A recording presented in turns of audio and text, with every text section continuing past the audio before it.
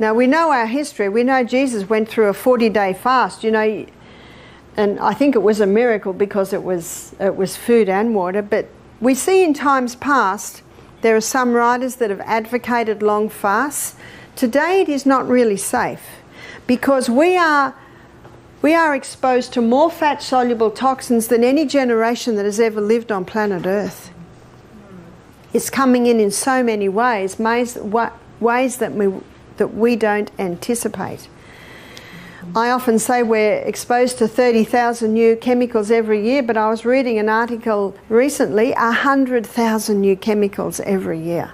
You have no say over your neighbour, but you have total say over your little piece. So just ensure that your washing detergent, the food that you're eating, it can come in so many ways.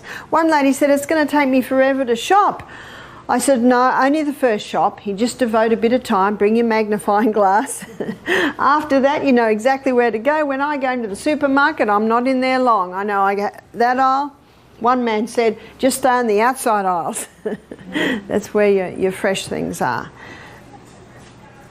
So please investigate so that you don't have any more exposure to those chemicals. I thank God that He has given us a liver that has the ability to detoxify us from the environmental poisons that we are exposed to today. That is the good news.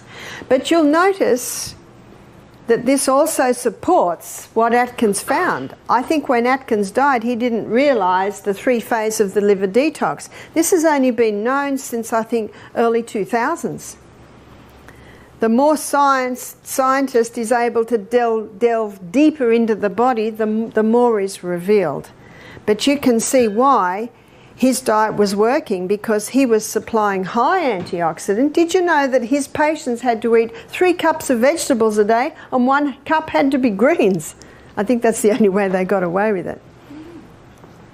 Certainly there was enough protein and certainly adequate levels of good fats which keep those cells nice and supple. Now there are a couple of herbs that you might be interested to know that specifically have a tonic effect on the liver. In Psalm 104 verse 14, the Bible says that God gave herbs for the service of man. I love that verse because you just picture the herbs coming in. They come in and say, where would you like me? That's exactly what they do. Lemon, the humble lemon, has a great tonic effect. You might have heard the old saying, bitter to the mouth, sweet to the stomach.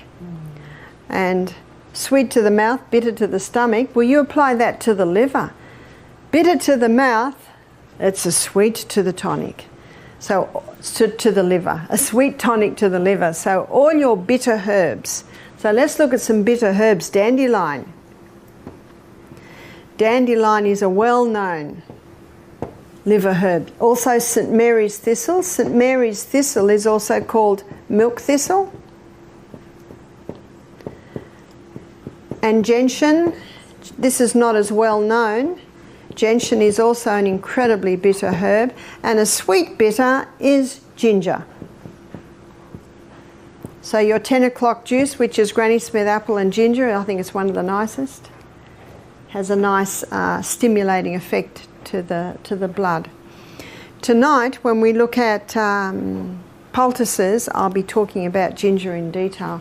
So there's some of the herbs that stimulate the liver. Remember, the liver is a recoverable organ, and if you give it the right conditions, it can begin to recover.